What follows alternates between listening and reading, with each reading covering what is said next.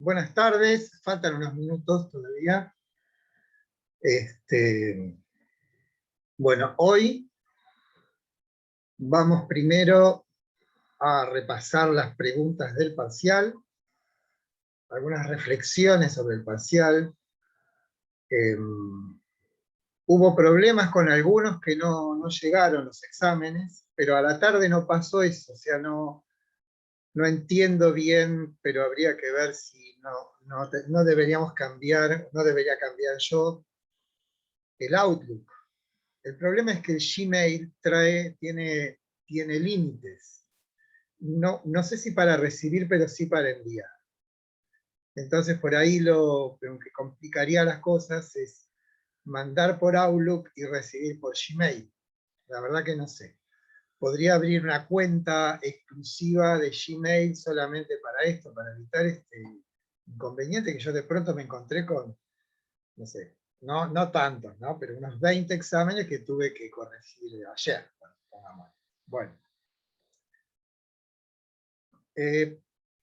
empecemos entonces, vamos a repasar todas las preguntas y a contestarlas correctamente, ¿no? Bien, como sabrán, la primera, esta que dice ética y moral, tarea de la ética es una sola válida. La verdadera es la primera, la que dice similar a la gramática, porque como casi todos pusieron como un mantra, así como uno puede hablar una lengua sin conocer las leyes de esa lengua, y conociendo esas leyes, que son la gramática, justamente, tiene un efecto esclarecedor sobre la misma lengua. Del mismo modo, conocer la lógica de nuestra, o la estructura íntima de nuestras acciones, y eso sería la ética, es de alguna manera análoga a la gramática. Las otras dos son falsas. ¿Por qué? Porque todas las respuestas incorrectas fue por no percibir que todo aquello que parte de la experiencia y aspira a lo universal, nunca llega a lo universal. Creo que lo hemos dicho unas cuantas veces con Platón, con Aristóteles, que de lo particular nunca se accede a lo universal. Entonces, si la pregunta dice, una recolección de los principios morales vigentes, recuerden que en el texto de Celia Cabrera hay una observación de Kant que dice, no deberíamos confiar en el sentido común para establecer las leyes de la ética o la ética como una disciplina, porque el sentido común siempre es interesado. En cambio, el intento científico de conocer tiene como nota esencial el desinterés, o sea, busca la verdad, no lo que a mí me parece o me cae bien. Entonces han caído en los errores en general en eso, que por ahí la formulación del texto tiende no a ser engañosa, pero sí a que ustedes lean con atención, porque yo creo que la mayor parte de los errores es porque no leyeron con atención las consignas. Es un examen fácil en ese sentido. Habiendo leído con claridad las consignas, no habría habido tantos fracasos, ¿no? Por ejemplo, esta que me pusieron en las de Sócrates, ¿no? Un montón. El recurso de elevar universal los datos basados en ejemplos. Ejemplos, datos fragmentarios, fenómenos, son todos equivalentes. Y sabemos que el hecho de que no podamos utilizar la experiencia como fundamento para la formulación de algo universal es porque primero nunca vamos a saber con certeza si hemos agotado todos los datos de la experiencia. Entonces, el camino para el descubrimiento de lo universal no va de lo particular, no surge de la experiencia. Y eso vale para Aristóteles, para Platón, para Sócrates, para Kant también. Eso no quiere decir que las ciencias de datos sean inútiles, simplemente es que no pueden aspirar a lo universal. Y saben que el propósito fundamental de Sócrates era ese, establecer nociones universales para poder así orientar de un modo firme la conducta humana. Recuerden lo de la ética intelectualista. La segunda dice, los valores como formas válidas para todos no puede surgir sino, y ahí está, de la atenta observación. Es falso. ¿Por qué? Porque si yo parto de la observación de los datos, nunca puedo construir una ética sólida. Porque pasa esto, lo fragmentario no da lo universal. Estamos hablando, obviamente, de Sócrates, ¿no? La tercera y la cuarta son válidas las dos, ¿no? Lo universal, centrado en los dichos socráticos, es la única forma válida de fundamentación de una conducta justa. A su vez, lo universal no puede ser el origen de origen empírico. Y la otra dice, los valores que deben valer para todos no pueden ser el resultado de una colección, aunque metódicamente obtenidas de experiencia. Siempre lo mismo.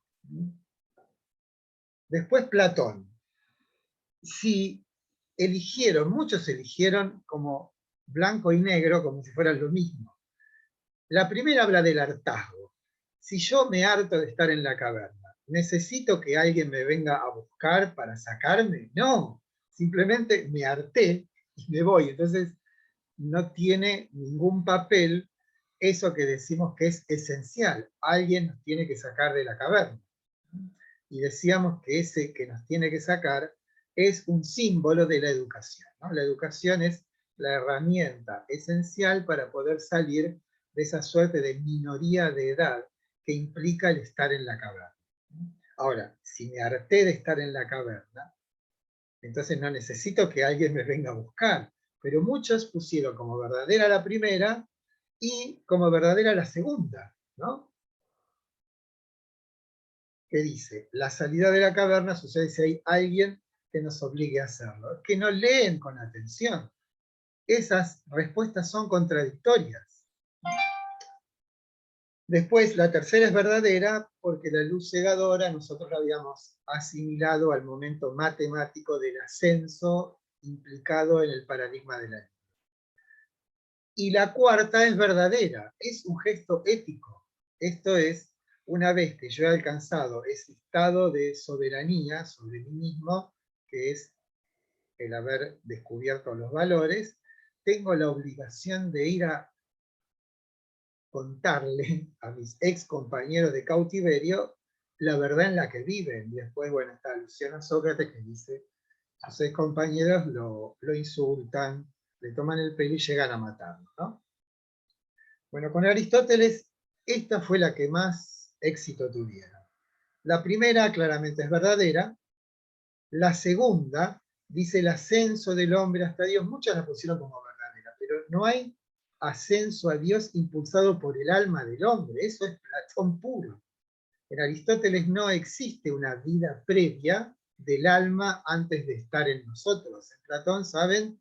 Cree en la reencarnación. Esto es, que mi alma ya ha experimentado otra vida y que de un modo borroso esa otra vida se transforma en mí o se manifiesta en mí como carácter, digamos, ¿no? O sea, no me acuerdo de quién fui en la otra vida, aunque hay algunos que dicen que se acuerdan, ¿no?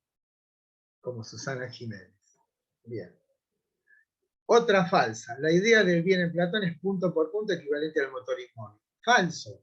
Si fuera así, Aristóteles sería Platón o Platón Aristóteles. Hay similitudes, pero no es punto por punto. En principio, esta idea del bien, si bien atrae, lo que es esencial para el atraer es el alma del hombre. El alma del hombre se encuentra como extraña en la tierra. ¿Por qué? Porque el mundo de los sensibles no la satisface.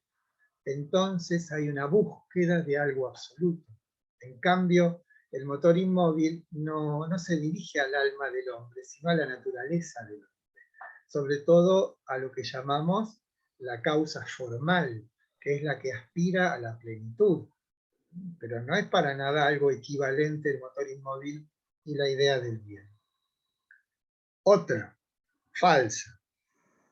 En tanto poseedor de un alma racional, según Aristóteles, nos espera otra vida en la que seremos premiados o castigados por nuestras acciones.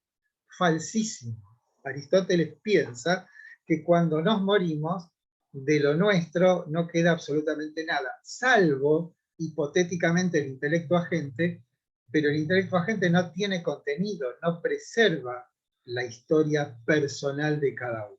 O sea, no hay en Aristóteles idea de sobrevivencia. Sí en Platón, porque siendo el alma inmortal, pasa de un cuerpo a otro y se arrastra consigo todo lo experimentado en su otra vida. La E es verdadera. El teleologismo es la noción que explica el por qué tenemos apetencia de algo absoluto. Ahí sí. ¿Por qué? Porque hay una finalidad que le corresponde por naturaleza a la esencia humana, y esa tendencia es la plenificación de su propia naturaleza. Y la última también es verdadera. ¿Por qué? Porque el filósofo es el único que puede alcanzar la plenitud, ¿no?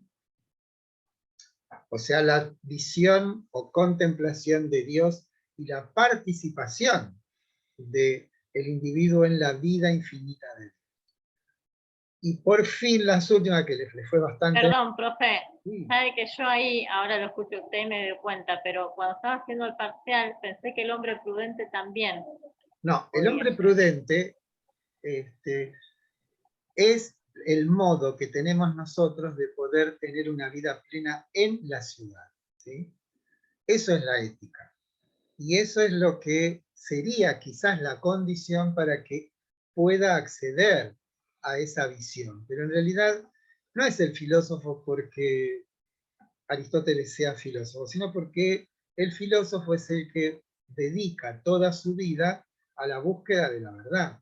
Entonces, es como que a él le compete casi naturalmente esa posibilidad de la visión de Dios. Pero eso no quiere decir que ese mismo filósofo no sea un hombre prudente que vive en la polis. Casi podríamos decir que el que contempla a Dios es necesariamente un hombre prudente. No son opuestos. Pero como digo también después, vamos a la siguiente. Dice, el prudente, una vez que ha accedido a esa condición, es invulnerable, no puede regresar a un estado menos perfecto. Eso es falso. Eso vale para la ética intelectualista socrático-platónica. Pero en el caso del hombre prudente, todos los días tiene que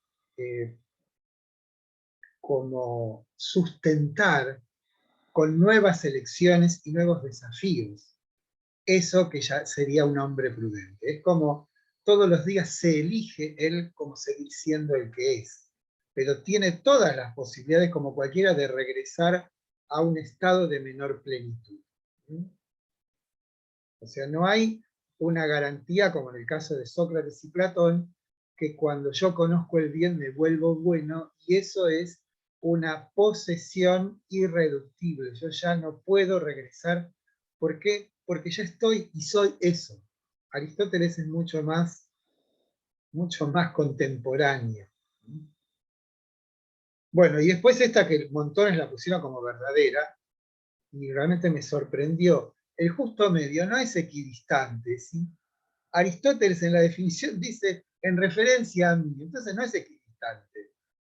Si fuera equidistante sería una medida geométrica y tendría que ver entonces con una idea de una suerte de perfección de un valor. No, la acción virtuosa tiene que ver con una deliberación, tiene que ver con un hábito, tiene que ver con el kairos, esto es con el sentido de la oportunidad, y tiene que ver con la acción justa para mí en ese momento. Por eso decíamos, el valiente tiene miedo, el arrojado no tiene miedo, el cobarde se escapa, pero el valiente sabe que está en peligro y sin embargo, como también sabe que está defendiendo un bien superior, como podría ser la patria o su familia, entonces... ¿Puedo hacer una pregunta? Pero cómo no. ¿Me escucha? Sí, sí, te escucho. Sí. Disculpe porque justo voy en la calle, estoy con los auriculares y voy escuchando la clase. En ese punto yo tuve una duda. Bueno, Daria. No, Porque Belén, yo ¿no? busqué la definición de equidistante porque sinceramente. Después cuando me hice y busqué que hay un término filosófico sobre equidistante. Entonces ahí fue cuando dije, ¿qué pasó acá? Porque en realidad como término matemático marca que es el punto medio entre dos distancias. Sí, pero es el Y lo justo, que es yo el había punto entendido del medio texto, para mí. Ese es el asunto. En referencia a mí, dice la definición. No sé si se fijaron. Si fuera el justo medio y claro, bien, equidistante, ya sería para todos, no para mí. sí, ¿Me explico? bien. Sí, profe. Bueno, y la última claramente es verdadera porque está en la definición. Y es antiplatónica, ¿por qué? Porque para Platón una acción justa, una acción virtuosa, tiene que ver con un modelo ejemplar que está en el mundo de las ideas. En cambio, Aristóteles, recuerden que tiene la manito hacia abajo en la escuela de Atenas, lo que haría es, ¿a quién tomaría como modelo para la acción? A una idea, no, porque no soy platónico, sino a los hombres prudentes que yo conozco, y por eso es antiplatónica. ¿Está? Entonces creo que disculpe, en la 5 la E es verdadera, ¿cuál más? Verdaderas son, la primera es falsa, la segunda es falsa, la tercera es verdadera, la cuarta es falsa y la quinta es verdadera. Gracias. Bueno, una vez dicho esto, bueno, veremos cómo en el segundo parcial nos arreglamos para que no pase esta zozobra de que no me llegaron los mails. La nota, ¿cómo se promedia? Y se suman las dos, se divide por 2, como todo promedio. Lo que no puede ocurrir para promover es que ustedes se saquen un 4 en el primer parcial y aunque se saquen un 10 en el segundo, aunque les dé matemáticamente 7, la promoción implica que en los dos exámenes han tenido unas notas más o menos equivalentes. Puede ser un 8 y un 6, puede ser, pero ya un 9 y un 5 no. Lo que se hace en esos casos, aunque yo voy a hacer ¿quién no recibió la nota? Ah, bueno, lo digo ahora. No me manden, no recibí la nota. Mándenme directamente el parcial, ¿sí? Avisándome, no me llegó la nota. Pero como yo ya les dije cuáles las soluciones, el parcial me lo tiene que mandar ya, en este preciso instante. Aquellos que no les llegó la nota, ¿sí? Si se sacan 7 en cada parcial, claro que promocionan. Si sacan un 6 y un 8 también. Lo que estoy diciendo, si tienen un 5 y un 9, un 5 y un 8, lo que hay es, por una parte, ahí sí cobran algún valor los trabajos prácticos. Yo les he dicho que si faltan 50 centésimos para la promoción y todos los trabajos prácticos tienen una buena nota, un buen promedio, entonces yo lo que hago es cambiar la nota. En vez de un 5 les pongo un 6 o les pongo un 7 en los dos. En los casos en que no ocurra eso, o sea que tienen un 8 y un 5, y los trabajos prácticos no están todos bien, lo que yo les tomo es un examen complementario. Esto es, les mando un examen con 3 preguntas muy específicas que las deben resolver en corto tiempo, o sea, una suerte de complemento. Quien está aplazado en un parcial no puede promover. ¿Por qué? Porque el recuperatorio tiene como nota única 4. O sea, no importa cómo esté el examen. La nota del recuperatorio es siempre 4. Esto sirve para regularizar la materia. Ahora, si alguien estuvo ausente del examen y tiene una razón contundente que pudiera justificar, entonces el recuperatorio es equivalente a un parcial. Pero bueno, eso tiene que ser una situación donde, bueno, por una cuestión de enfermedad o por una cuestión familiar grave, ustedes no pudieron hacer el parcial y se lo justifican debidamente, entonces el recuperatorio equivale al parcial. Bueno, algo más respecto de cuestiones administrativas, porque les digo cómo viene nuestro curso. El jueves van a recibir un trabajo práctico sobre San Agustín.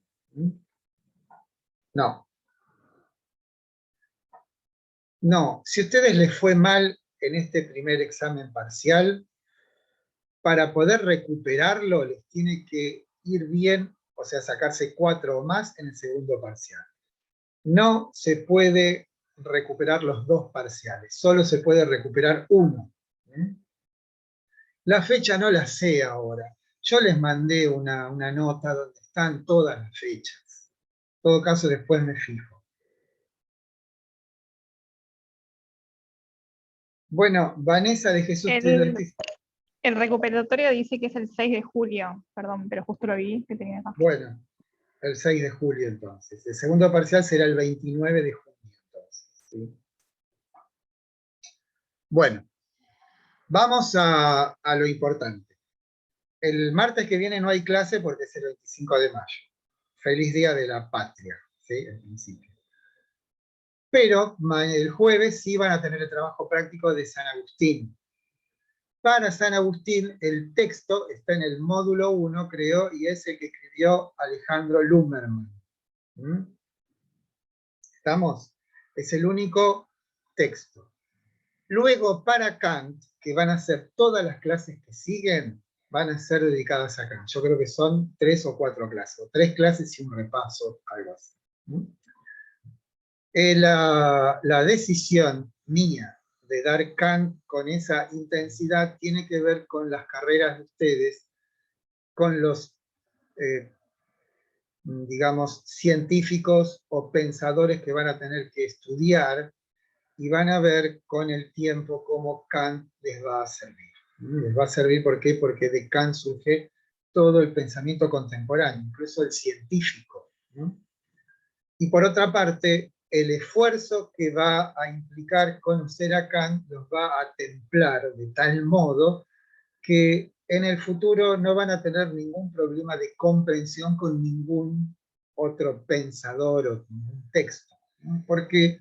Porque la exigencia de Kant nos pone en una situación de privilegio, conocerlo. Digo, pensando en el futuro, en las materias futuras de la carrera de cada uno. Por eso es que está ahí y le vamos a dar la importancia que tiene. Y además, por el tema de la ética, que es realmente importante.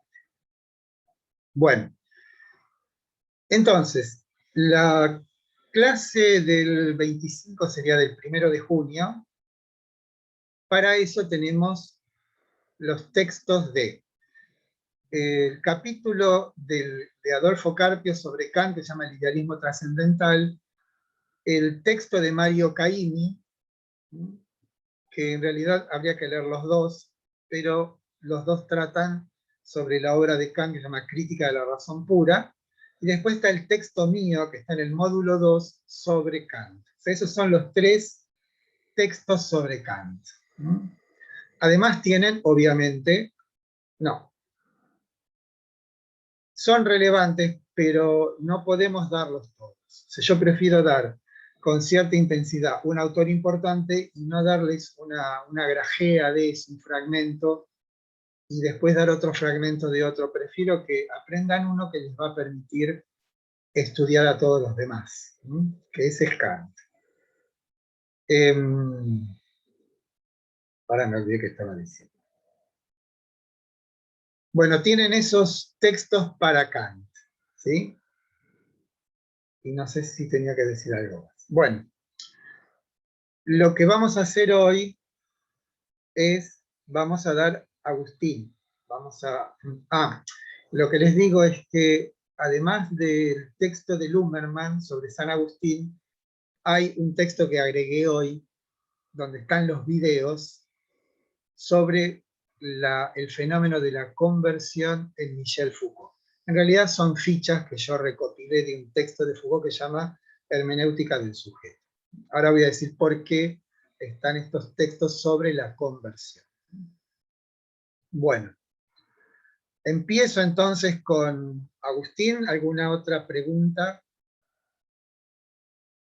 Sí, profe, Díganme. una pregunta.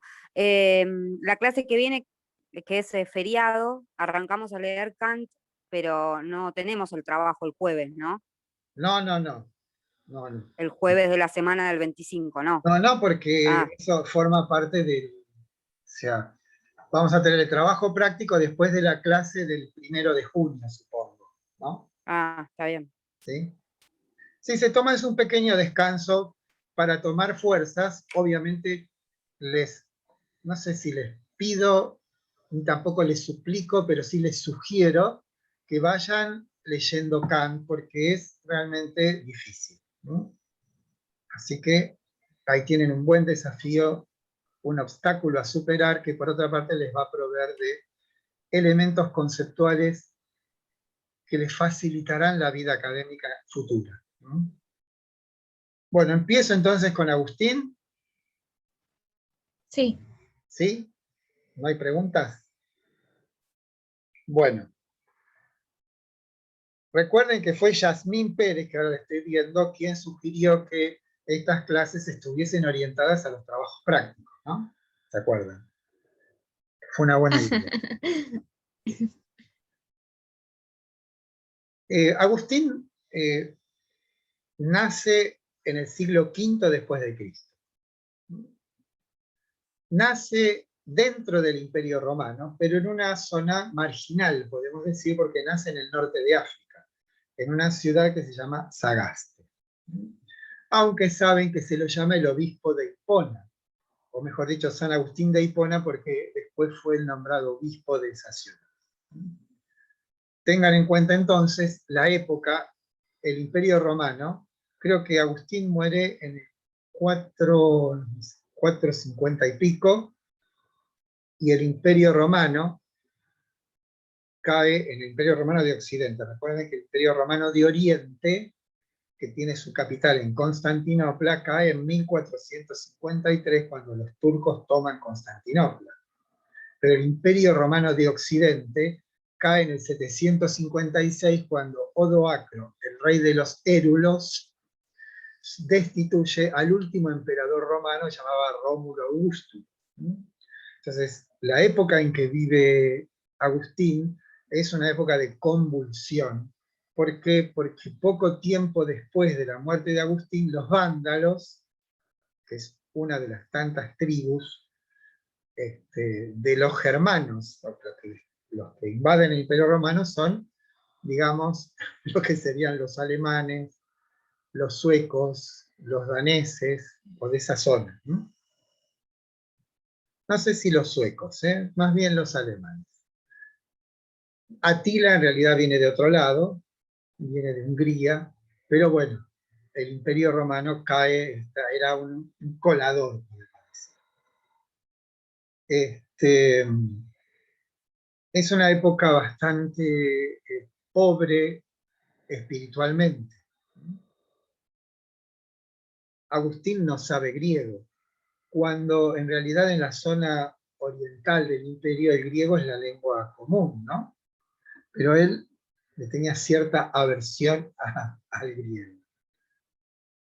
El papel de Agustín es fundamental porque toda la época que viene después de la crucifixión, digamos, es una lenta tarea de asimilación entre el mensaje cristiano y el pensamiento griego.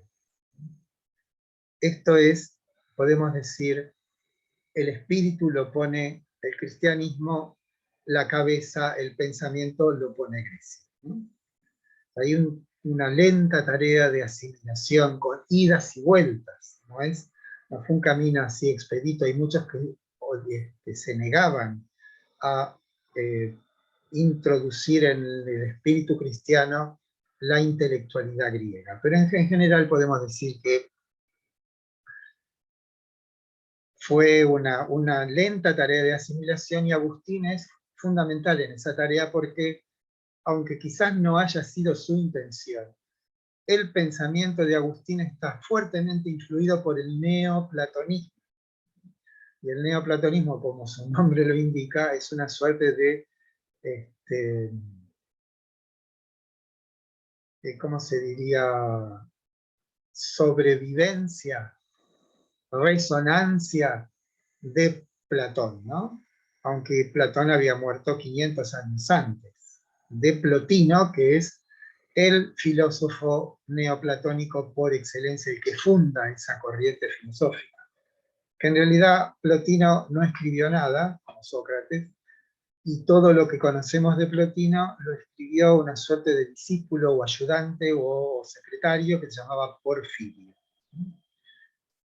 Lo que hizo fue como sintetizar todos los dichos, todas sus palabras, como le tomaba apuntes a Plotino. Era una personalidad mística, una persona que estaba desinteresada en lo absoluto del orden de lo terreno y tenía toda su persona orientada hacia lo divino. Es un personaje realmente. Voy a introducir primero el tema de las conversiones, o sea, los temas centrales del texto que tienen que ustedes que leer sobre Agustín de Alejandro Lumermann.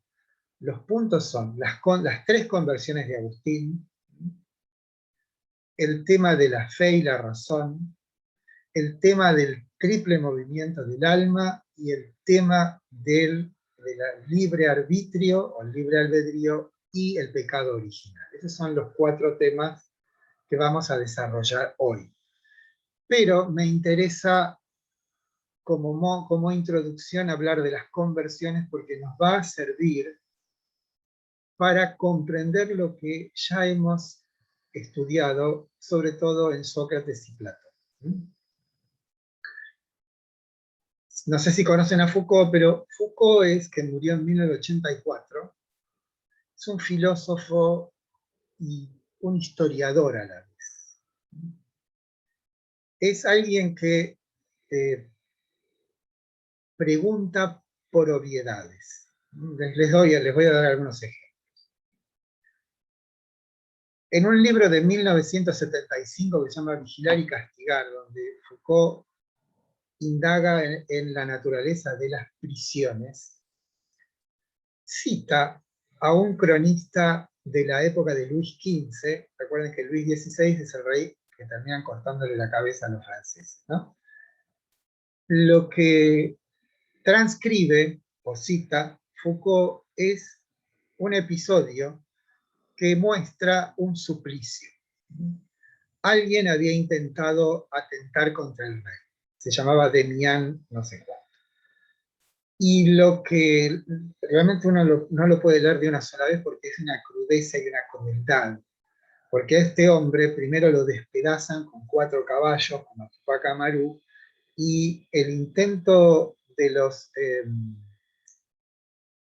que lo están supliciando, ¿sí?, es que tratan de que viva el mayor tiempo posible para que sufra más. Esto es, en las heridas abiertas le tiran plomo derretido, es espantoso, ¿no? Espantoso. Cuando termina esa descripción, que no es de Foucault, insisto, es un cronista de la época, ¿sí?, Foucault dice, 30 años después, no se suplició nunca más a nadie en Francia. Y se pregunta, ¿es que nos volvimos más buenos? Entonces, ¿qué es lo que nos está diciendo? ¿Qué es lo que está tratando en qué indaga Foucault? ¿Por qué cambian las épocas? ¿Qué es lo que hace que 30 años después no se suplicie más a nadie? No es porque la gente o los franceses tomaron conciencia de que eso era muy cruel y decidieron no supliciar más a nadie, sino que hubo un giro, un cambio en las costumbres, y ese giro, cambio en las costumbres, determinó otro tipo de actitudes. Vean ustedes en YouTube cortos o películas de los 80 cómo se trata a las mujeres, por ejemplo. Eso sería inconcebible hoy. ¿Por qué? Porque hubo una mutación, un cambio en las costumbres. Un caso ejemplar de la obra de lo estudiado por Foucault es un libro en 2 tomos, se llama Historia de la locura en la época clásica. Lo que cuenta Foucault es cómo de ser el loco, una suerte de poseído, que de algún modo su conducta se explicaba por razones religiosas, como un poseído, como una persona aparte.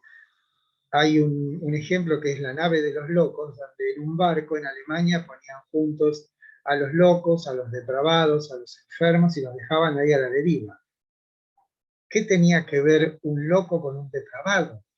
Pero para la mentalidad de la época, evidentemente algo hacía que lo juntasen.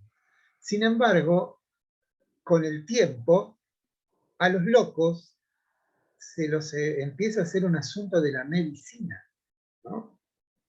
Es como que la medicina se apropia del orden de la locura. Entonces, bueno, ese es el tipo de indagaciones de Foucault, que es extraordinariamente interesante. Y ahí tienen ustedes un ejemplo de lo que se llama hoy la deconstrucción. Esto es, bien, el tema que es importante para nosotros de la conversión, no pertenece a ese tipo de investigaciones que hace Foucault, sino que en la última etapa de su vida, lo que hace es indagar en determinados sectores, en determinadas franjas de la antigüedad, y esas franjas que no había sido percibido por los historiadores, tiene que ver con un tipo de acciones muy particular que él las engloba con el nombre del cuidado de sí. Desde los pitagóricos hasta llegado el cristianismo, él descubre que hay determinadas franjas de la población, sobre todo en Roma y también en Grecia, que él los llama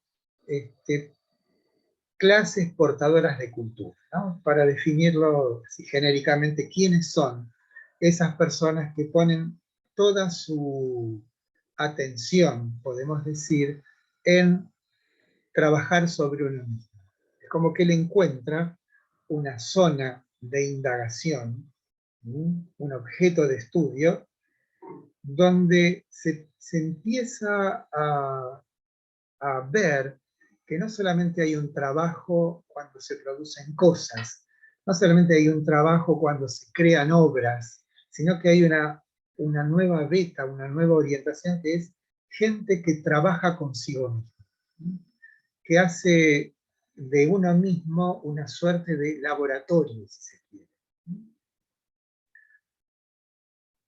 Esta tarea del trabajo sobre sí mismo está enmarcada por el fenómeno de la conversión. ¿Por qué? Porque quien trabaja sobre sí mismo tiene como propósito transformarse. Entonces él divide esta historia de la conversión en 3 segmentos.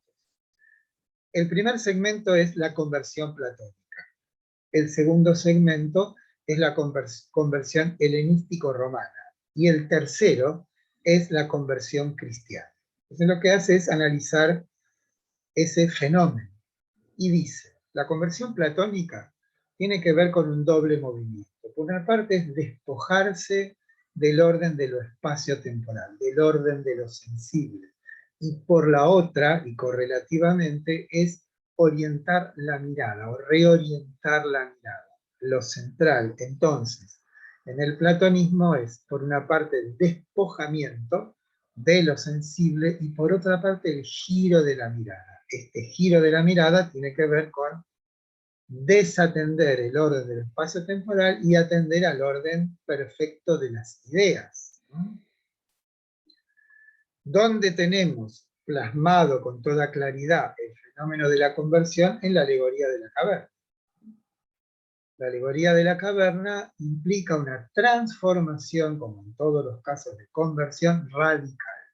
Radical quiere decir de raíz. Lo que le pasa al converso es que sufre una transformación. Esa transformación lo instala en un orden de sentido que él juzga como verdadero. Y esa transformación es de alguna manera irreversible.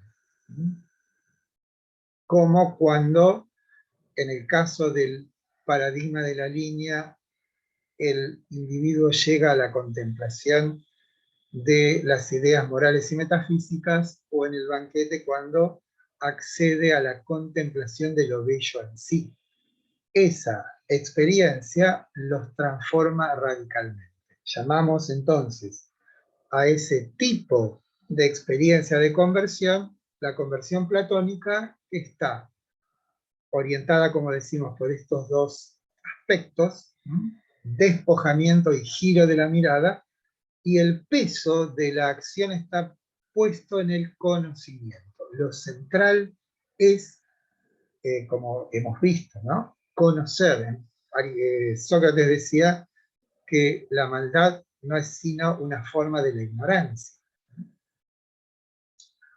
Bien, la segunda, que es la que me parece que Foucault más peso le da, más importancia le da, la vemos expresada en lo que se llaman los estoicos, y hay otras escuelas, pero el estoicismo parecería ser donde se concentran los elementos más relevantes de este fenómeno. Perdón, profe, ¿le puedo hacer una consulta? Pero para En eso el estoy, texto- hija. Bueno, perdón. En el texto, en realidad la primera es la de San Agustín, la primera es la filosófica. No, bueno, espérame. No os apures. Estamos hablando de No, los estoy hablando otros. de cuál es el fenómeno de la conversión. Después, Está bien. en realidad, ahora no os apresuráis. No, perdón, pensé que yo estaba mal. Está bien, gracias, profe. No, porque como para mí es importante ese fenómeno, lo mejor es ir a alguien que sabe de eso, y es Foucault, ¿no? La conversión helenístico-romana, si bien el conocimiento tiene un papel, lo relevante en esta práctica es la gestación de hábitos. ¿Cómo se consiguen esos nuevos hábitos? Y el objetivo, como en todos los casos, es la felicidad. Lo que ocurre en que la felicidad en esta serie, digamos, del helenístico-romana, es equivalente a la apropiación de sí mismo. No apropiación como que alguien se apodera de algo, sino ser propiamente uno. Es como que uno se transforma en un orfebre, en un arquitecto, en un, como si fuese un ebanista, ¿sí?, que va construyendo la propia vida como si nuestra propia vida fuera un asunto artístico. Es concebir la acción como la tarea de un artista, y aquello que hay que modelar no es ningún objeto, sino uno mismo. Uno pasa a ser un asunto artístico, en cierto sentido. ¿Por qué? Porque hay un orfebre, un artífice, que nos lo va modelando, pero no ya exteriormente, sino interiormente. Y para eso se nutren de determinadas prácticas. Por ejemplo, lo que los estoicos llaman el examen de conciencia. Séneca, que es uno de los estoicos, cuenta que cuando llega a su casa al atardecer y su mujer se calla, ¿no?, un toque misógino, lo que hace es recorrer meticulosa y exhaustivamente todo lo que le pasó en ese día, poniendo especial atención en aquellos momentos en los que él de algún modo se sacó de sí mismo, o sea, cuando perdió su tono de, podemos decir, reflexivo, o sea, dejó de ser él y pasó a ser un determinado por la pasión, sean las que fueren. O sea, ¿qué es lo que debe ser detectado? Cuando yo no fui quien verdaderamente soy o quiero ser. Pero en lugar de censurarse, lo que hace es prestar extrema atención a cuáles fueron las circunstancias que rodearon a ese hecho. ¿Para qué? Para nutrirse. ¿Nutrirse de qué? De un cierto saber. ¿Un cierto saber para qué? Para que cuando en circunstancias similares, ¿no?, le ocurra algo, lo que le pasa ocurra otra vez, esté lo suficientemente fortalecido para no volver a caer en salirse fuera de sí mismo, ¿no? Ahora, estas prácticas lo que hacen es que van transformándonos gradual y paulatinamente. Y esa gradualidad se consuma cuando efectivamente yo me he transformado en mí mismo. Ese mí mismo no es ningún ideal que está fuera de nosotros, sino es como habiéndome yo percibido como teniendo tales y cuales cualidades y tales cuales defectos. ¿Qué es lo que puedo hacer con ese material? Sino intentar orientarlo a través de prácticas adecuadas para constituirme como un ser humano en el sentido más propio de la palabra. Por ejemplo, otra práctica de los estoicos era ir a caminar en un día de campo, ¿sí?, ordenar que los esclavos preparen una comida, digamos, a la romana, o sea, y cuando llegan muy cansados después de haber caminado durante todo el día y regresan a la casa, se van a comer con los esclavos, ¿no? Son como ejercicios. Otro es la constitución de una suerte de gendarme interior. Esto es, cada vez que se nos aparece una representación de las que fuere, ese gendarme interior, que obviamente es un símbolo, es una ficción lo que estoy diciendo, ¿no?, es una analogía, ¿sí?, o una metáfora, lo que hago es pedirle credenciales a esa representación. Cuando hablo de representaciones digo, por ejemplo, una intención voluptuosa, una intención egoísta, una intención donde pueda aprovecharme con bajeza de una situación para enriquecerme, lo que fuere.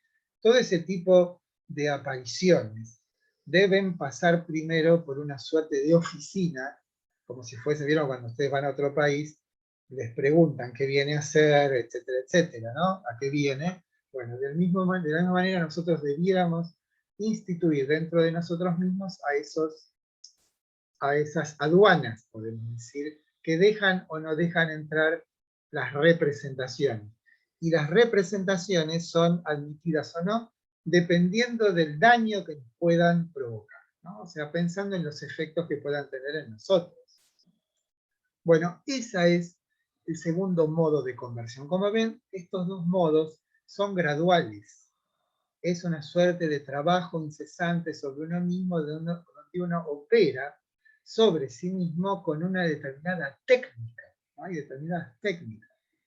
Por otra parte, fíjense ustedes, todos los libros de autoayuda que andan pululando por ahí, si no tienen su origen en esto, ¿no?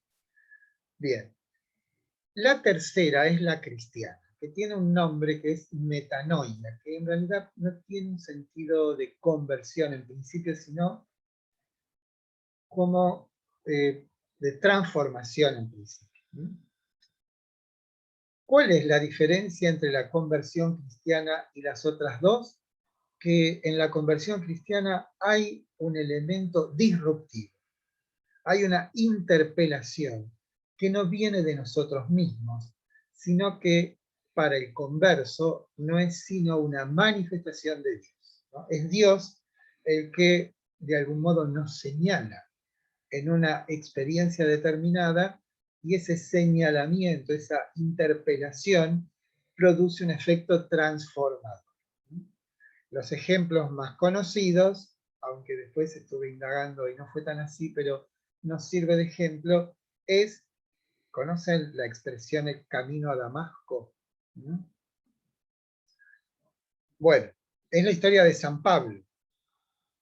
San Pablo era un judío romano. Saben que los romanos, y esa es una de las claves de la persistencia del imperio durante tanto tiempo, duró casi 800 años, es que una vez conquistada una región, a los individuos de esa región se les otorgó la ciudadanía. Y ser ciudadano romano era una especie de carta blanca para poder hacer muchas cosas. Era importante eso. Bueno, Saulo del Tarso, que había nacido en el Asia Menor, y era un judío ortodoxo, o sea, un judío que cumplía a rajatabla la ley judaica, digamos, en la segunda mitad del primer siglo, o sea, pocos años después de la muerte de Jesús, se había constituido en un perseguidor implacable de esa secta herética, que ni siquiera todavía se llamaban cristianos. Piensen que en aquel momento los discípulos de Jesús, o los discípulos de los discípulos, eran en realidad una agrupación heterodoxa, herética, si se quiere, dentro del judaísmo. Y justamente la tarea de Saulo del Tarso era perseguirlos. Bueno, camino a Damasco, en su tarea de persecución, escucha una voz que le dice, que viene del cielo: Saulo, Saulo, ¿por qué me persigues? Él se cae del caballo y se queda ciego. Un cristiano llamado Ananías lo llevan a Damasco, y ahí un cristiano, Ananías, le impone las manos y le devuelve la visión, ¿no? Bueno, por ahí eso, que sea verdad o no, no es lo que importa. Aquí es interesante o importante para nosotros detectar cuál es la lógica del fenómeno de la conversión en el sentido cristiano, y decimos que lo esencial de ese fenómeno es una interpelación de carácter metahistórico, o sea, está fuera de la historia. No es algo que ocurre en lo cotidiano. En el caso del platonismo y del estoicismo, todo ocurre dentro del sujeto mismo. Aquí aparece algo súbito, inesperado, y tiene la forma de una interpelación. Una interpelación es como una intercepción o un detenimiento de lo cotidiano. Luego de esa experiencia, saben ustedes, Saulo de Tarso se llama San Pablo, y es el creador del cristianismo. Piensen ustedes, la tarea enorme de San Pablo fue el que se dio cuenta por primera vez que el mensaje cristiano no era una cuestión local, no era una suerte de secta dentro del judaísmo, sino que el mensaje cristiano merecía, por su peso y su valor, ser universalizado. Y eso es lo que hizo San Pablo. Universalizó al cristianismo. Por eso hasta Nietzsche dice: el verdadero creador del cristianismo fue San Pablo. Jesús ya no estaba más, por lo menos en vida. Y el segundo ejemplo de conversión cristiana es la del propio San Agustín. Como vamos a ver y adelantó Sabrina, Agustín experimenta 3 conversiones. Una es a la filosofía, otra es al neoplatonismo y la tercera es al cristianismo.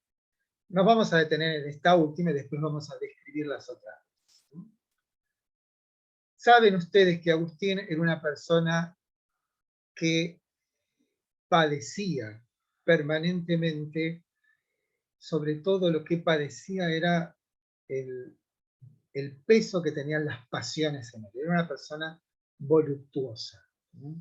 Una persona que le atraía fuertemente el sexo, ¿no? Era, bueno, no podía, como que por más esfuerzos que hacía para detener ese impulso, siempre fracasaba, siempre estaba en un estado de zozobra, podemos decir, y no estaba contento consigo mismo porque ese aguijón de la carne lo tenía siempre en un estado de indecisión, de no poder comprometerse firmemente con nada. Estaba entonces atribulado en un jardín, en una casa de campo, y en la casa de al lado hay unos chicos jugando. Y escucha que un chico le dice a otro, tole lee, quiere decir toma y lee, toma y lee. Y él lo interpretó como una señal. Entonces, lo que hizo fue tomar el Nuevo Testamento, lo abre y encuentra una carta de San Pablo, donde dice, invístete de nuestro Señor Jesucristo. Basta de francachela, basta de vida disipada. Y entonces, en ese preciso instante, de un modo radical e irreductible, cambia la vida de San Agustín. O sea, ahí tienen ustedes dos ejemplos del fenómeno de la conversión cristiana, que tiene como signo distintivo esta interpelación que es tomada como un signo de lo divino. O sea, no viene del orden de lo cotidiano, sino que viene de otro orden. Bien. Esto es para que nosotros podamos conceptualmente comprender el fenómeno de la conversión, que de algún modo ya lo transitamos sin darnos cuenta cuando vimos a Sócrates, cuando vimos a Platón, y de algún modo también a Aristóteles, por el tema del hombre prudente. ¿Qué es el hombre prudente? Sino alguien que incesantemente trabaja sobre sí mismo. Lo diferente es que en el caso de los estoicos hay prácticas, no eran individuos aislados, sino que se reunían como en cofradías, y entre ellos conversaban y se ejercitaban. O sea, era como, podríamos decir, tomarse la vida en serio. Lo también muy particular del estoicismo romano es que los tres estoicos más importantes fueron un esclavo, que se llamaba Epicteto, un emperador, Marco Aurelio, y un gran señor de la corte de Nerón que se llamaba Séneca. Habrán visto la película Gladiador, seguramente. Bueno, ese que es falso, ¿no? Que, ¿cómo se llama este actor? Joaquin Phoenix, que es el que hace de Cómodo, mata a Richard Harris, que es el que hace de Marco Aurelio. Que no fue así, pero no. Ese es el famoso emperador filósofo, Marco Aurelio. Bueno. Vamos entonces a Agustín y a los elementos centrales de nuestro estudio sobre Agustín, y el jueves vamos a tener nuestro quinto trabajo práctico, ¿no? Sí. A una cosa les voy a pedir, se los pido ahora, y espero que no me manden más exámenes en PDF, porque no los puedo corregir. Tengan en cuenta que yo cuando voy corrigiendo voy poniendo verdadero, falso. Hago la cuenta y hoy me pasó que a dos alumnas le puse, bueno, tenían sospechosamente el examen exactamente igual. A una le puse un 12, a otra le puse un 4. Pero lo que me pasa es que como no puedo anotar dentro de la hoja, evidentemente se me pasó. Tengan en cuenta también, y esto es como un pedido de clemencia hacia mí, que he corregido casi 270 exámenes en muy poco tiempo. Eso no le hace bien a nadie, ¿no? Bueno, pero por favor traten en lo posible de responderme el examen en la misma hoja que reciben, en Word, que yo lo pueda editar, digamos. Entonces tenemos este hombre, Agustín, ¿no? Que nació, como decíamos, en el norte de África y que estudia en Cartago retórica, algo así como un abogado, ¿sí? Hace una primera incursión en Roma, no le va muy bien, porque da no solamente tiene procesos, sino que da clases. ¿Y qué hacen los alumnos? Se ve que era una época un tanto disoluta. Los alumnos aprenden y cuando le tienen que pagar se van con otro, o sea, lo dejan endeudado después. Él consigue un buen puesto en Milán. Milán se había convertido en una ciudad tan importante o más importante que Roma en esa época, ¿sí? Y ahí conoce a San Ambrosio, que era el obispo de Milán. Una nota de color es que el primer testimonio que existe de que alguien lea en voz baja es Agustín viéndolo leer a Ambrosio, que le sorprendió muchísimo que leyera en voz baja. Yo creo que les conté que todos los escritos que tenemos de aquella época están todos en mayúscula y no tienen signo de puntuación. Eso quiere decir claramente que la escritura era un complemento de la oralidad. Los libros se leían digamos, para otros. No existía la lectura silenciosa, es rarísimo eso. Bueno, esa es una nota de color. El otro elemento a tener en cuenta para comprender las peripecias de la vida de Agustín es la influencia de su madre Santa Mónica, que sin desfallecer un momento lo siguió, lo acompañó, lo habrá retado, habrá llorado, hasta que su hijo se convirtió definitivamente, que es esto que acabo de contar del Tolle Lege, ¿no?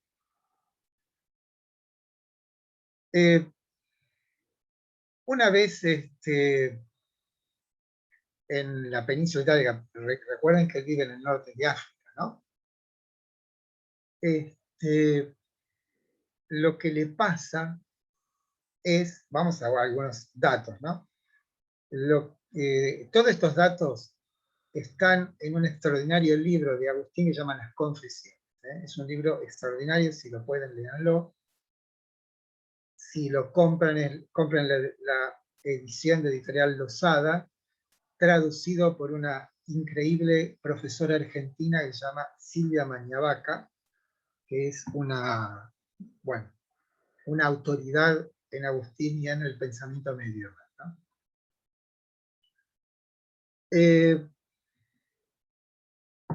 Lo que le pasa a Agustín es que se le muere un amigo, un íntimo amigo, y eso le produce un sufrimiento, como todo lo que le pasa a Agustín, exorbitante, ¿no? Es una persona, como diríamos, muy intensa.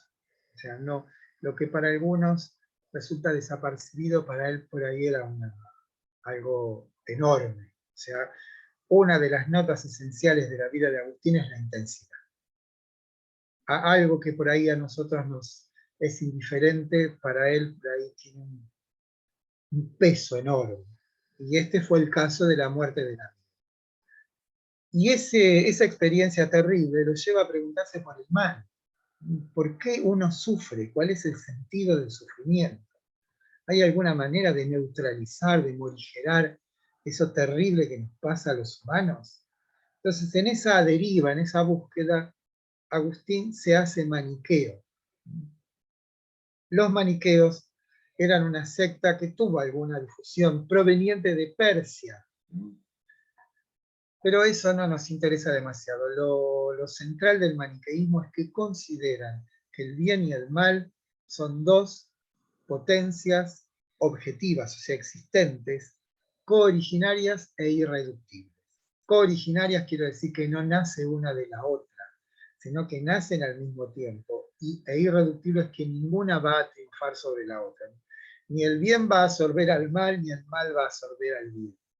Esto, además, y en relación a cada uno de los seres humanos, es que el campo de batalla privilegiado de esos dos poderes es el alma de cada persona. Esto tiene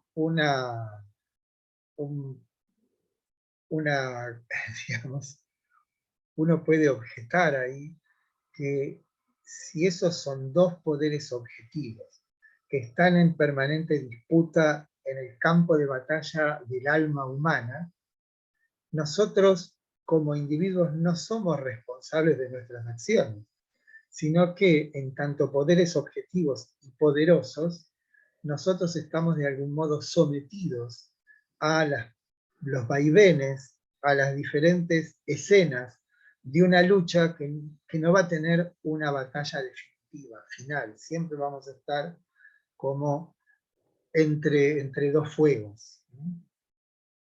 7 años fue, sí.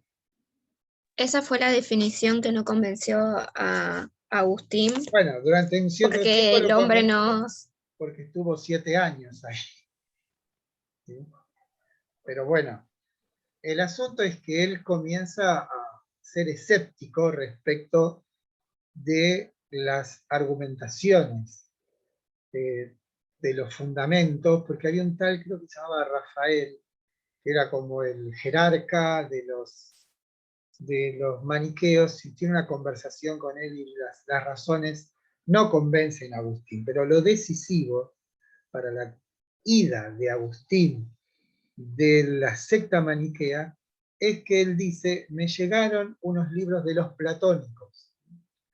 Los investigadores tienen casi la certeza que no se trataban libros de Platón, sino de los neoplatónicos, y en particular las Eneadas de Plotino, que como dije al principio, fueron escritas por su secretario discípulo Porfirio.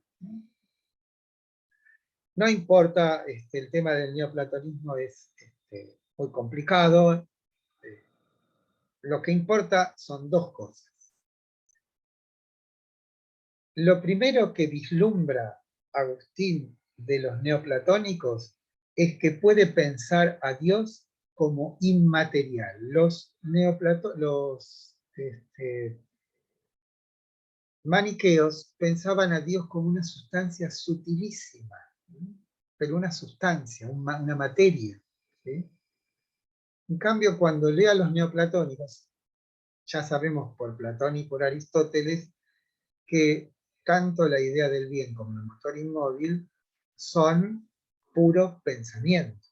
Siendo puro pensamiento, sabemos nosotros, son puro acto porque carecen de potencia, carecen de materia y por lo tanto son perfectos. Bueno, esa es la idea que tienen los neoplatónicos del uno. No vamos a definir qué es el uno porque es indefinible, es inefable, no se lo puede decir, no se lo puede conocer, bueno. Es complicado. Pero lo que le aporta a Agustín es que le da la posibilidad de poder pensar a Dios como siendo inmaterial. Ese es un primer paso en este intento de Agustín de separarse de los maniqueos. Y el segundo, mucho más importante y decisivo, no solamente para el individuo Agustín, sino para la historia ulterior del cristianismo, es que Agustín se da cuenta, a través de los neoplatónicos, que el mal no existe, que en todo caso el mal es carencia de bien. Esto es muy importante. Pero en realidad sabemos que esa es una idea platónica. ¿Qué quiere decir que el mal sea carencia de bien? Que en tanto, demos un ejemplo, yo me comporto en esta vida de un modo vicioso. Si para mí el único propósito de la existencia humana es satisfacer mis intereses y mis deseos y vivir una vida placentera, bueno, ya me entienden, una vida de excesos, en la perspectiva platónica, no es que yo sea malo, sino que lo que he hecho es que he decidido separarme de lo humano mismo, que es una idea. ¿Se dan cuenta? Entonces no es que yo me haya convertido al mal, me alejé del bien. Porque el bien es ese orden perfecto que, como todos sabemos, es el orden de las ideas. Entonces, no existe el mal. Lo que llamamos mal es carencia de bien. Es distancia con el bien, entendiendo el bien como el ser, como lo perfecto, como aquello que está por encima nuestro. Si yo elijo comportarme de un modo lejano a lo que sería la propia esencia de lo humano, lo que estoy haciendo es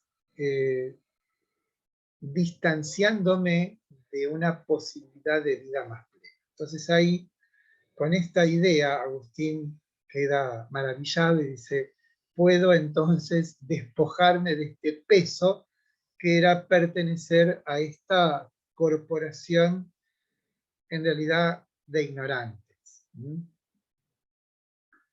La primera conversión, no la hemos nombrado. Profe, Sí. disculpe, lo que no entiendo es, entonces, ¿cómo este alejamiento del bien explica el mal en la situación esa del amigo? Eso lo entiendo. ¿Cómo explicar? Él estaba en búsqueda del lo que mal pasa es por que lo- él, no, hay una secuencia que no está pensada, que es, él interpretó el sufrimiento como el mal. ¿Sí? Ese es el primer paso. No necesariamente el sufrimiento es el mal. Y esa búsqueda de poder comprender la naturaleza del bien y del mal lo lleva a los maniqueos. Ahora, en el caso de que el mal es carencia de bien, no tendría que ver con un sufrimiento en particular, porque lo que podría decir un neoplatónico respecto a una desgracia que nos ocurre es, bueno, eso está dentro de las leyes del juego de vivir en este mundo de carencia, fragmentario, finito, etcétera, etcétera. Pero ahí no es que se verifica el mal, sino una contingencia de ser seres finitos. Esa sería la explicación, no sería el mal ahí. Él interpretó el mal como el sufrimiento, y en esa búsqueda de descubrir la naturaleza del mal se hace maniqueo, pero lo que le aporta el neoplatonismo es una explicación mucho más, como digamos, verosímil de la naturaleza del bien y de la naturaleza del mal. Que no existan males, eso es absurdo. Lo que no existe es el mal como tal, como una sustancia, como un algo, ¿entienden? No existe el mal como algo real. El mal es un fenómeno de la carencia, un fenómeno de la desatención, un fenómeno de una decisión ignorante, podemos decir. La primera conversión, estamos todos en primero la tercera, después la segunda y ahora vamos a la primera, es a la filosofía, y tiene que ver con la lectura que hizo Agustín de un libro perdido de Cicerón que se llama El Hortensio. En el Hortensio argumenta Cicerón que si yo quiero desprenderme de la filosofía porque no me gusta, porque me cansé, porque me aburrió, debo apelar a argumentos filosóficos, ¿no? O sea, como que no puedo salirme de la filosofía. Pero por otra parte, la lectura del filósofo fue un llamado de atención respecto a su propia profesión, como diciendo, ¿es entonces genuino que yo me dedique a estas cuestiones menores de ganar o perder un juicio para tener fama, fortuna y prestigio? ¿No será mejor ocupar mi existencia con algo realmente valioso como es el pensamiento o la filosofía? Bueno, esa sería la primera conversión. Estamos entonces, hemos ocupado gran parte del tiempo de esta clase al fenómeno de la conversión. Lo primero que hicimos fue describir conceptualmente, según el texto de Foucault, Hermenéutica del Sujeto, el fenómeno de la conversión. Lo dividimos en tres, o lo divide Foucault en tres: el platónico, el helenístico romano y el cristiano. Los dos primeros son graduales y paulatinos. La diferencia entre el primero y el segundo es que el peso del conocimiento no es tan intenso en el segundo, y sí la adquisición de hábito mediante técnicas. En cambio, lo que tiene el cristianismo como nota distintiva es la irrupción súbita de algo que está fuera del orden de lo cotidiano, ¿no? Que interpretamos o interpreta el converso como una interpelación de carácter divino. Dios directamente nos ha llamado a través de una experiencia. Otro tema importante en Agustín, ¿sí? Pasamos de la conversión a la relación entre la fe y la razón. Ese es otro tópico esencial del pensamiento agustiniano. cómo hacer racional el cristianismo. ¿Es posible demostrar de un modo verosímil que Jesús es el Hijo de Dios? Claramente no es posible. No hay ninguna argumentación racional. No estamos hablando de fe, estamos hablando de la razón. No es posible a través de la razón demostrar que Jesús es el Hijo de Dios, o es Dios mismo en la tierra. Esa en todo caso es una verdad de fe, no una verdad de razón. Ahora, esto de la fe es algo que yo debo creer ciegamente porque está dicho por una autoridad a la que yo reconozco como tal, o es posible otorgarle alguna racionalidad a esa verdad de fe. Esa sería la pregunta. No sé si me explico, ¿no? Cuando dice uno una fe irracional, es que yo acepto algo porque considero que quien me lo ha dictado tiene el prestigio y por eso le creo. Ahora, ¿es la fe cristiana de esa naturaleza? ¿Es simplemente una imposición que me es obligada a que yo adhiera? ¿O es posible otorgarle a esa verdad de fe cierta racionalidad? Y esa es la postura de Agustín. Pero el tipo de argumentos que conducen a la verosimilitud de la afirmación Jesús es el Hijo de Dios son de otro orden. Y para eso hagamos una excursión, digamos, espiritual al mundo romano. Saben ustedes que el pater familias en Roma es dueño y señor de, no de los bienes, sino de las personas que están bajo su imperio. Si yo soy un pater familias y tengo un hijo al que no puedo alimentar o una hija a la que no quiero tener, entonces simplemente agarro al bebé y lo deposito en la esquina para que se lo coman los perros o alguien lo recoja y lo tenga como esclavo. ¿No? O sea, no había ninguna autoridad, digamos, gubernamental o estatal o dentro de las relaciones que le impidiera hacer eso. Ahora, aparece en el mundo romano un individuo que dice algo que les resulta impensable, absurdo, tanto a los romanos como a los griegos, que es que Jesús dice que todos somos iguales porque todos somos hijos de Dios. Entonces, en una sociedad como esa, donde, por ejemplo, es tan impensable que un esclavo sea como yo, como que una mujer pueda ser comparada con un hombre. Las mujeres son más débiles, menos inteligentes, ¿sí? Es como, no sé, como comparar a un ser humano con un chimpancé, más o menos, la relación que se tenía con las mujeres. Resulta que viene este hombre y dice que somos todos iguales. Saben que hay un cristiano de los primeros tiempos que dice, creo porque es absurdo. O sea, nosotros no tenemos la percepción histórica del escándalo, digamos, del abismo que implicaba afirmar para un romano, para un griego, que todos somos iguales. Entonces, yo no tendría derecho de matar a nadie, y menos a un hijo. ¿Y se dan cuenta? O sea, ¿por qué? Porque todos tenemos la misma entidad, el mismo valor.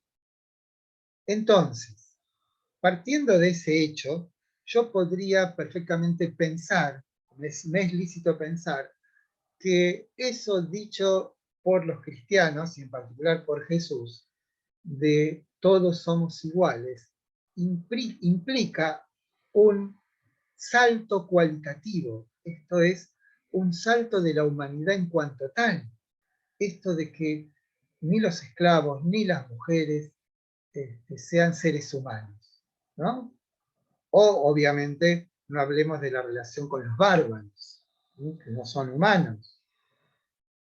Entonces, racionalmente, puedo yo entonces concebir que el efecto que produjo para la humanidad en total esto de afirmar todos somos iguales porque todos somos hijos de Dios, hace que la razón, digamos, verifique a la fe. Es decir, ciertamente, esto que ha hecho este hombre es de tal peso, de tal, digamos, de tal envergadura, tiene un efecto tan extraordinario y bueno además, que me resulta verosímil que esta verdad de fe, Jesús es el Hijo de Dios, no sea simplemente una imposición dogmática, sino que puedo descubrir en esa afirmación una racionalidad. O sea, como que la razón alumbra la fe y la fe alumbra la razón. Se da, como dice Alejandro Lumerman, una hermenéutica. Hermenéutica es el arte de la interpretación. O sea, como que la razón y la fe se fecundan una a la otra y configuran un círculo virtuoso, ¿sí? Es como que en las verdades de fe, cuando aplico la razón, esas verdades de fe se vuelven, las iluminan. Y a la vez, la razón también se ilumina. ¿Por qué? Porque puede ir más allá, entonces, a la búsqueda de nuevas confirmaciones de eso que la fe ha establecido. ¿Está claro? Lo sé, pero sí, digamos, la fe también, no todos tenemos fe en lo mismo. Entonces, ¿cómo sé que la razón alumbra? O sea, No, te estoy dando un ejemplo particular de por qué y cómo la razón y la fe en San Agustín se encuentran en una relación fecunda. No estoy hablando de yo tengo fe en Racing Club de Avellaneda, ¿sí? Estoy hablando de un fenómeno que dice, una verdad de fe, Jesús es el Hijo de Dios, ¿puedo verificarlo de un modo histórico? No, no hay ningún modo de verificarlo. Ahora, ¿hay alguna instancia de otro orden, por ejemplo, una suerte de reflexión sobre la historia y lo que significó en la historia de la humanidad la aparición del cristianismo? Ese tipo de hechos pueden hacer que racionalmente yo pueda entonces admitir como verosímil una verdad de fe. ¿Me explico? No me explico. Yo ¿No, no Bobby? entiendo muy bien. ¿Eh? No lo entiendo muy bien. O sea, Sí, como Bueno, Yo tampoco, profe, no entendí mucho. a mí perdón, Bobby. leí el texto y en eso me trabé un poco No, bueno, porque porque en el texto... Usted dice que la felicidad es una decisión personal de cada, perdón, la felicidad no, la fe es la decisión de cada uno, No, no, porque nosotros elegimos. no es profe, una decisión de en cada uno. el texto creo que pero la no frase plantea es, entonces perdón. Sí, no, creo que, o sea, yo también como mis compañeras no entendí, en el texto está la frase, entiende para creer y cree para entender. bueno, sí. Sé que viene por ahí, pero no termino como de Bueno, cerrar. otra vez. Hay una verdad de fe que dice Jesús es el Hijo de Dios. Hasta ahí estamos, ¿no? ¿Es demostrable eso? No. ¿Hay alguna forma en que pueda volverse verosímil eso? Sí, una reflexión histórica. ¿Cuál es la reflexión histórica? ¿Cómo se consideraban los romanos y los griegos, o cómo consideraban a las mujeres y a los esclavos? ¿Los consideraban como seres humanos? No. ¿Quién inventó esto de que todos somos iguales? Jesús, ¿no? ¿Puedo entonces reflexivamente concluir que eso que enseñó Jesús es una mejora inconmensurable para la humanidad en general? Sí. Bueno, ¿puedo considerar que eso que hizo Jesús no viene de los usos y costumbres, sino que de algún modo podemos decir que es de inspiración divina? Sí, por ejemplo, sí, porque dentro del mundo en el que Jesús vivía, a nadie se le ocurría eso. ¿Me explico? ¿O no? Entonces, Sí, es verosímil pensar que la ocurrencia, la aparición de un individuo que transforma de un modo radical a la humanidad como tal en todo, no es simplemente un humano más, sino que tiene en él algo que viene de otro lado, y ese lado es su divinidad verosímil. Ah, ahora entendí. Las verdades de razón, por eso dice, como es creo para entender, entiendo para creer, es un círculo. ¿Mm? ¿Qué es lo primero? Se me impone una verdad. Jesús es el Hijo de Dios. ¿Qué hago yo? Busco, indago, pienso. ¿Qué hizo este hombre? ¿Transformó a la humanidad o no? Lo que ocurre es que para nosotros, hoy, lo que nos resulta inverosímil o absurdo es que alguien venga y diga, no, las mujeres son seres inferiores, o los negros son una raza inferior. ¿Cómo nos cae eso hoy? ¿De dónde creen ustedes que el sustrato de nuestros usos y costumbres, como estudiamos en el texto de Cabrera, de dónde viene? Viene de una tradición milenaria. ¿Mm? Y esa tradición milenaria tiene un antes y después del cristianismo. El cristianismo es el que transforma a Occidente. Eso no hay ninguna duda. Nos podrá gustar, no nos podrá gustar, no es una cuestión de si está bien o está mal, sino del efecto que produjo, ¿no? Eso es incontrastable. Ahora, claro. que alguien se haga cristiano por ese tipo de razones, eso tampoco es como necesario. Puede que sí, puede que no. No digan el razonamiento, la razón. El razonamiento es una forma lógica de enlazar proposiciones. El razonamiento no es la razón. El razonamiento es una forma racional de formular proposiciones, ¿sí? Bueno, ¿estamos o no estamos? Sí, sí, profe. Sí, Bueno, vamos a dijimos primero el tema de la conversión, de la fe y la razón. Ahora vamos a los tres movimientos del alma, ¿no? Agustín es una persona inquieta, es la inquietud.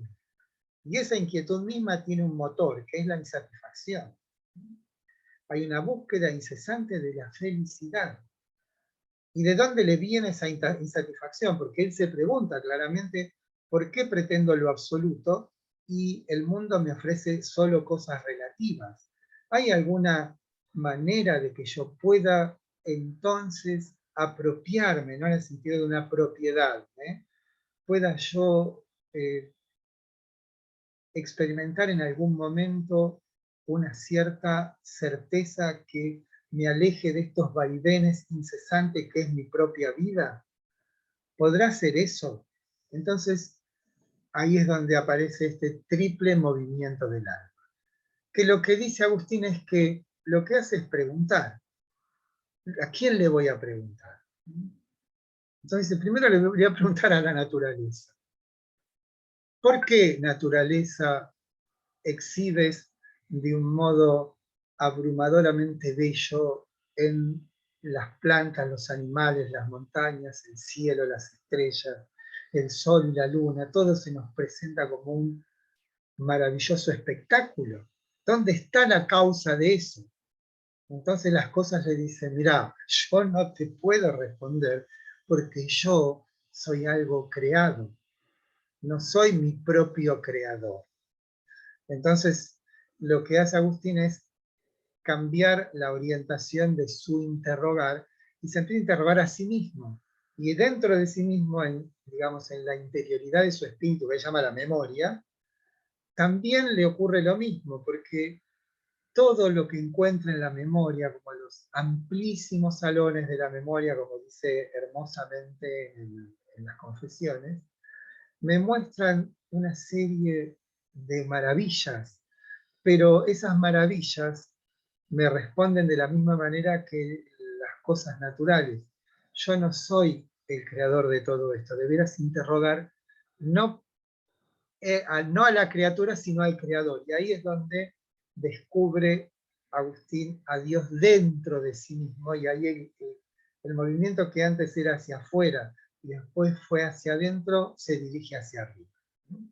Esos son los tres, o sea, esa es la deriva del espíritu de Agustín en la búsqueda de un fundamento absoluto para su propia vida. Cuando lo descubre, se llena de inmenso goce, digamos, porque se da cuenta de que, y esto es algo que es una reflexión teológica la que le voy a decir, Dios, pensado teológicamente, tiene la nota esencial de sentirme yo por él protegido, ¿no? O sea, Dios tiene esa, como esa, no misión, podemos decir, pero lo que espera el hombre de Dios es eso, la protección, ¿no? Y eso es lo que descubre Agustín cuando descubre a Dios dentro de nosotros mismos. Está, ¿por qué está? Porque, ahí tiene otra verdad de fe, Él nos creó a su imagen y semejanza, y por lo tanto, algo de Él está en nosotros. La tarea nuestra es descubrirlo. Y nos damos cuenta que eso que está en nosotros no lo hemos creado nosotros. No es una hechura de nuestra imaginación. No es el producto de usos y costumbres habituales que en mí descubra la presencia de Dios. No es un fenómeno psicológico, Dios, sino, en todo caso, un fenómeno religioso. Bueno, ese sería ese triple movimiento del alma. Después tenemos el tema de el pecado y el libre albedrío.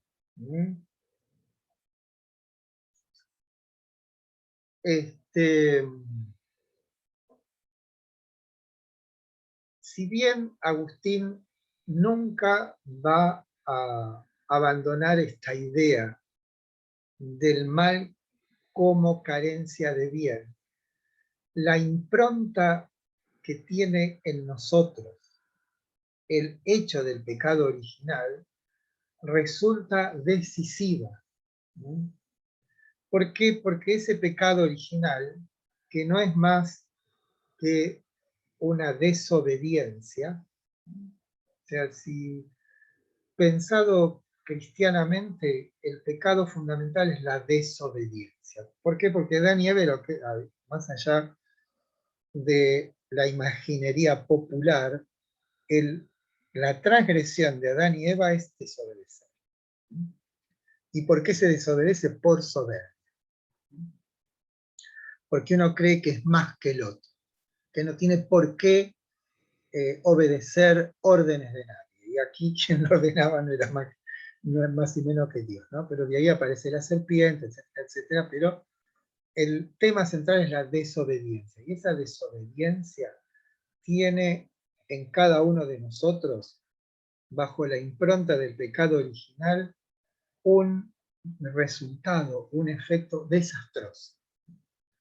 En principio, lo que hace el pecado original es obnubilar nuestro entendimiento y debilitar nuestra voluntad. O sea, los dos factores internos nuestros, que serían los que posibilitasen una transformación hacia lo mejor, es justamente los que están más vulnerados por esta herencia del pecado. ¿Cuál es el efecto que produce en nosotros el obnubilamiento del entendimiento? Y aquí es lícito que lo pensemos platónicamente. En lugar de copias tenemos las criaturas, o sea, lo creado, ¿no? Entonces, nuestra obnubilación de nuestro entendimiento nos conduce a la búsqueda de una satisfacción en las cosas, en el mundo de lo creado, y en tanto nuestra voluntad está vulnerada, nos impide que nos impongamos una transformación una reorientación de la mirada. Ahora, ¿cuál es aquello que nos podría salvar de esta mácula, de esta mancha, de esta impronta que es el pecado original? La gracia. Y ahí hay un problema porque parecería que alguna interpretación dice que Dios concede la gracia, a algunos sí y a otros no. Pero me parece que la interpretación más mejor, digamos, es a todos se nos otorga la gracia. Lo que pasa es que no todos la aceptamos. Y ahí es donde está el libre albedrío. ¿Me explico? Yo soy libre de elegir la gracia. Gracia viene de gratitud, de algo gratuito, algo que nos es otorgado, ¿no? Bueno, me siento como... Vieron que mi segundo nombre es Pastor, ¿no? Se me causa gracia porque digo esto y como cuando doy Aristóteles me vuelvo aristotélico, cuando doy Platón me vuelvo platónico, y cuando doy Agustín me transformo en un cura, más o menos.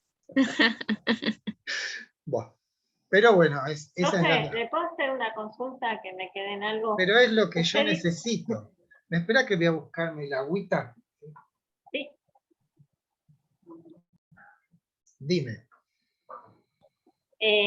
la desobediencia por soberbia tiene como consecuencia, usted dijo dos, no dos consecuencias, omnubilar el entendimiento, y la otra, ¿cuál era? Debilitar la voluntad. El pecado Profe, le hago una original. consulta. Gracias. El pecado original obnubila el entendimiento. Pero la Profe, yo tengo salida una es la consulta. gracia. Y la gracia tiene que ver con el libre albedrío. Todo funciona ahí, ¿eh? Sí. Yo tengo una consulta. Yo tengo marcado como una parte que dice el origen del mal y nombra al mal moral como el pecado original. Y después también tengo anotado el mal físico y esa Claro. parte no la entendí. Y el mal físico es el sufrimiento. Sufrimiento físico, la enfermedad.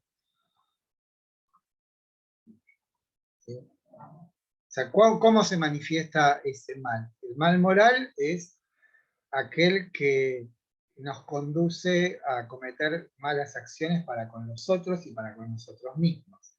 Y el mal físico es, me rompí la pierna, estoy enfermo irreversible. ¿Sí? Gracias. Bueno, en un ratito paso, les digo que, ya les dije que puse en la página el texto de Foucault. Y ahora cuando termine, ponemos esta clase en la página web. ¿Sí? Ok, video no hay, ¿no, profe? Sí, debe ¿Del haber un profesor? video, sí, de Lumerman. Lo que pasa que, Ok. o sea, yo di Platón, Celia dio la introducción a la ética, Romero dio Aristóteles, Ernesto D'Amico dio Spinoza, y Kant lo di yo, ¿no? Sí, creo que también lo di yo. Y después Sartre lo da Micaela Sefton. Sí, hay video de todo.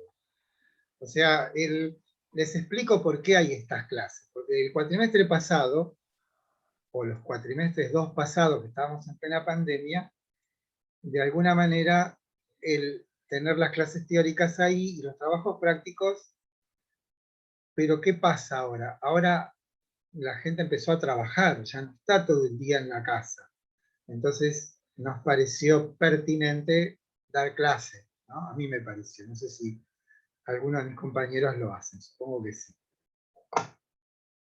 Tengo 42 chats, un montón.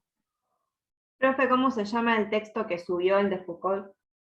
Se llama el fenómeno de la conversión. Profe, ¿podría Sí. explicar el triple movimiento del alma otra vez? Porque no lo entendí.